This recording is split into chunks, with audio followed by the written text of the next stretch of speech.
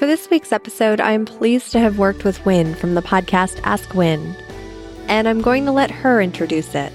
On the story behind, today we're talking about the Paralympics, and what they mean to me is you have all these disabled athletes, including ones with cerebral palsy, and that's why we're bringing up the Paralympics today, because I have cerebral palsy. This is Ask Wynn, and Wynn from Ask Wynn doing this intro for Emily, and I hope you guys enjoy the story behind.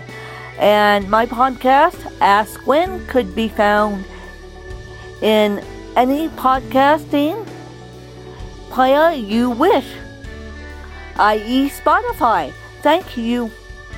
I'm your host, Emily Prokop, and this is the story behind the Paralympics.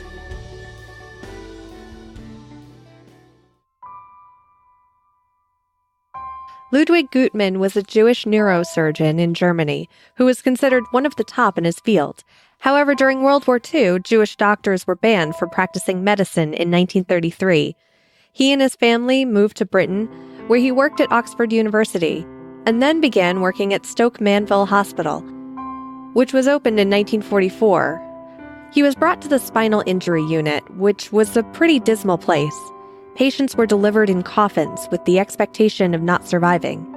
This was because the care typically given in the unit before Guttmann included keeping patients in darkness, in upper body casts with catheters, and many died in that room, not because of the injury itself, but because of kidney failure or sepsis, which is a complication from infection. If someone was brought to the ward, there was an 80% chance of mortality for them. And if they weren't one of the 80%, patients would suffer from bed sores from being immobile. But when Dr. Guttmann came, he changed the way these patients were cared for. He believed movement would help them recover, and he hated how the hospital hid these patients. He opened the windows, stopped the morphine they were continuously on, and began treating the patients with movement, which was unheard of at Stoke Mandeville at the time.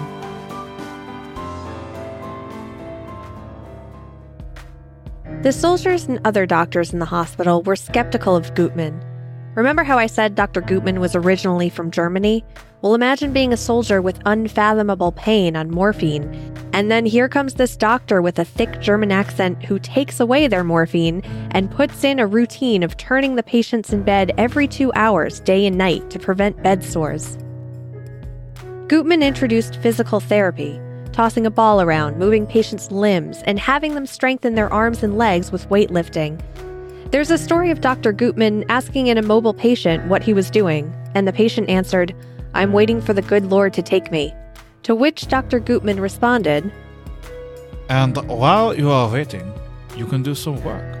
As the physical therapy progressed, Dr. Guttmann began treating patients differently than they had been treated before, taking them to the pub, bringing burlesque showgirls for entertainment, and the patients performed plays known as Papa's Follies.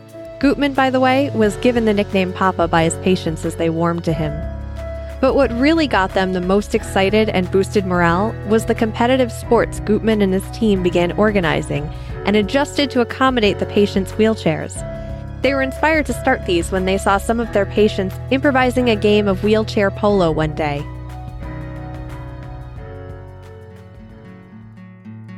The patients began interward competitions, and using the upcoming 1948 Olympics as inspiration, Guttmann organized what was known as the International Stoke Mandeville Games for his patients to compete against other spinal cord injury patients from the Netherlands.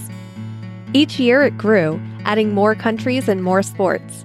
The Stoke Mandeville Games became what we know today as the Paralympics, which now accepts athletes with impaired muscle power or range of movement, including paraplegia, quadriplegia, muscular dystrophy, spina bifida, amputation, and cerebral palsy. The competition runs parallel to the Olympics with both summer and winter games, and athletes are classified and can participate in different sports at different levels, depending on their ability. When Wynn first talked to me about doing an episode in conjunction with Cerebral Palsy Awareness Month, which was in March, many of the articles and stories I read were about people with cerebral palsy who were amazing athletes competing in the Paralympics. And through that rabbit hole, I discovered Dr. Guttmann and the BBC movie The Best of Men, which is an incredible feel-good movie if you get a chance to watch it.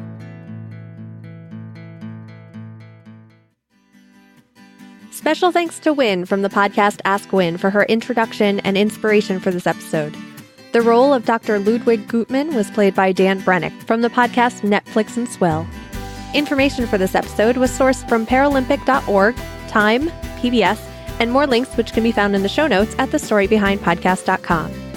I've talked before about joining the Story Behind discussion group on Facebook, and I'm starting a new weekly thread in the group for trivia buffs to tell me what pieces of trivia they learned during the week, called Trivia Tuesday.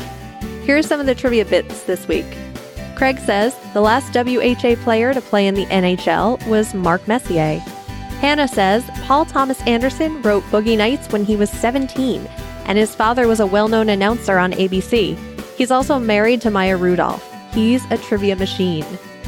Jen says, I actually learned this a couple weeks ago, but it still amuses me. I had no idea Martha Plimpton was a Carradine. And Victoria says, the Icelandic horse is a 5-gated breed. If you'd like to be part of the group and contribute, visit facebook.com/groups/The Story Behind.